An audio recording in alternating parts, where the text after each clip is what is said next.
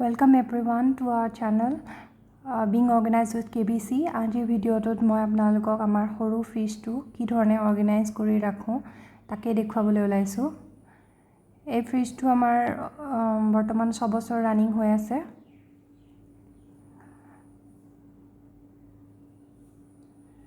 ইয়াৰ একেবাৰে ওপৰৰ যিটো এটা ফাষ্ট ফ্ৰিজিং জোন য'ত আমি বৰফ বনাওঁ আইচ বনোৱাৰ ট্ৰেখন ইয়াত ৰাখিছোঁ আৰু বাকী অংশত যদি কেতিয়াবা ফ্ৰজেন মিট আনো তেতিয়াহ'লে ফ্ৰজেন মিট ৰাখোঁ, আদাৰৱাইজ এই জেগাটো খালী থাকে আমাৰ। ইয়াৰ তলৰ যিখন শ্বেল্ফ হয় এইখনত অত্যন্ত ঠাণ্ডা পোৱা শ্বেল্ফ বুলি কোৱা হয় গোটেইকেইখনৰ ভিতৰত। গতিকে মই ইয়াত পনীৰ হওক বা কফি পাউডাৰ, আইচক্ৰীম, পনীৰ বা চকলেট এনেধৰণৰ বস্তুবোৰ মই ইয়াত ৰাখোঁ। এনেকুৱা এটা অৰ্গেনাইজাৰ আছিলে, তাতে মই চকলেট বা বাটাৰবোৰ মানে অৰ্গেনাইজ কৰি থওঁ আৰু সহজে পাব পৰাকৈ।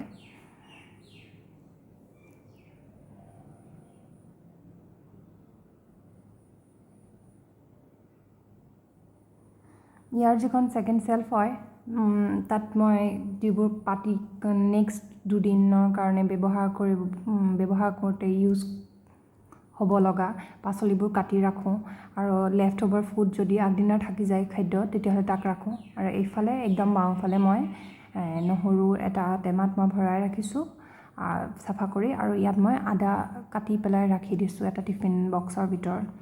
ইয়াত যিহেতু এইখন জালি হয় গতিকে কিবা বস্তু পৰিলে ডাইৰেক্টলি তললৈ গুচি যাব বা গোটেই ফ্ৰিজটো লেতেৰা হ'ব পাৰে বুলি মই এনেধৰণৰ কিছুমান মেট ইউজ কৰিছোঁ যিকেইখনত প্লাষ্টিক কভাৰ আছে, গতিকে সেইখন চাফা কৰি দিলেই হ'ব।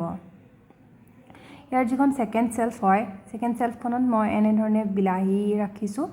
এই বিলাহীখিনি মই এটা জিপলক পাউচত ৰাখিছোঁ। এই পাউচটো মই গ্ৰচাৰী ষ্ট'ৰৰ পৰা কিনিছিলোঁ। এইটো সহজে আপোনালোকে যিকোনো গ্ৰচাৰী দোকানত বিচাৰিলেই পাব।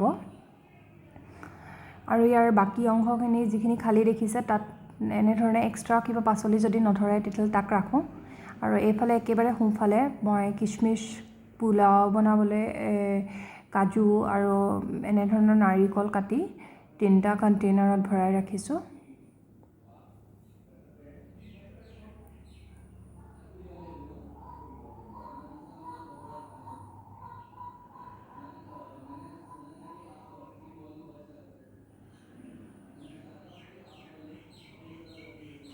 ইয়াত এতিয়া মই তাৰ তলত মই দুটা এনেধৰণৰ বাস্কেট ইউজ কৰিছোঁ। এইকেইটা মই বিশালৰ পৰা লৈছিলোঁ, বিশাল মেগামাৰ্টৰ পৰা। ইয়াত এটাত মই শাকখিনি আৰু ভোট জলকীয়া ৰাখিছোঁ, আনটোত মই পাচলি আৰু জলকীয়া ৰাখিছোঁ। যিহেতু আমাৰ শাক প্ৰায় খোৱা হয় গতিকে মই এনেধৰণে বিভিন্ন ধৰণৰ শাকবোৰ এনে কিছুমান জিপ পাউচত ভৰাই ভাগে ভাগে ৰাখি দিছোঁ।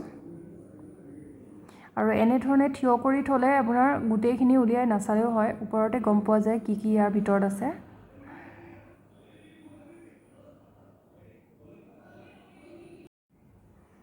আৰু ইয়াৰ যিটো আনটো বাস্কেট তাত মই নেক্সট সপ্তাহত ব্যৱহাৰ কৰিবলৈ ভাবি থোৱা পাচলিবোৰ এনেধৰণে ৰাখিছোঁ।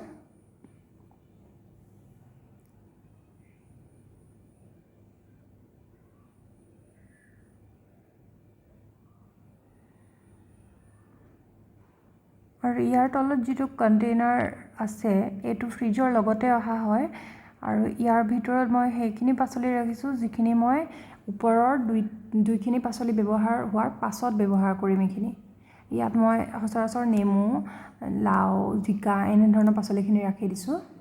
একেধৰণে জিপ পাউচৰ ভিতৰত ভৰাই ৰাখিছোঁ।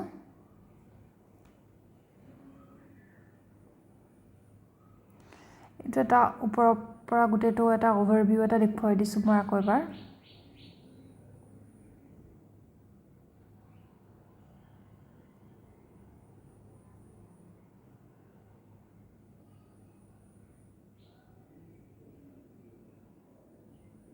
এতিয়া আহোঁ ফ্ৰিজৰ ড'ৰটোত মই কি কি ৰাখিছোঁ। ইয়াত ডিম ৰাখিবৰ বাবে এটা স্পেচিফিক জেগা দি থোৱা আছে, গতিকে তাত মই ডিমবোৰ ৰাখিছোঁ। আৰু তাৰ সোঁফালে এইটো যিটো জেগা আছে তাতে মই মচলাবোৰ বা গ্লুকন ডি হওক এনেধৰণৰ পেকেটবোৰ যিবোৰ থিয় কৰি ৰাখিব পাৰোঁ সেইখিনি ৰাখিছোঁ। আৰু ইয়াৰ ইমিডিয়েট তলত যিটো এটা শ্বেল্ফ আছে তাত মই এক্সট্ৰা যিখিনি মচলা আছে সেইখিনি টেমাত ভৰাই এনেধৰণে ৰাখোঁ।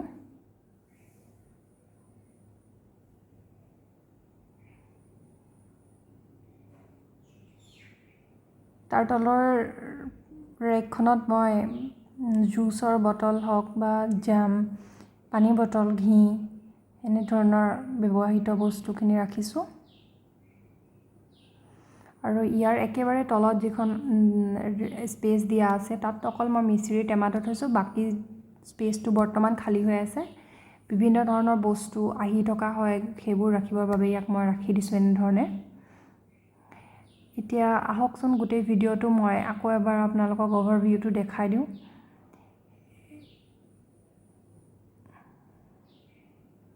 এইখিনিতে আৰু এটা কথা কওঁ, ভিতৰখন যিদৰে চাফা কৰি ৰাখিব লাগিব, আমি অৰ্গেনাইজ কৰি ৰাখিব লাগিব, ঠিক একেদৰে আমি ওপৰখনতো ভালদৰে ধূলি নপৰাকৈ এনেধৰণৰ এখন মই ফ্ৰিজৰ কাভাৰ এটা ৰাখি দিছোঁ, যিটো মই লেতেৰা হ'লে চাফা কৰি দিওঁ আকৌ ধুই।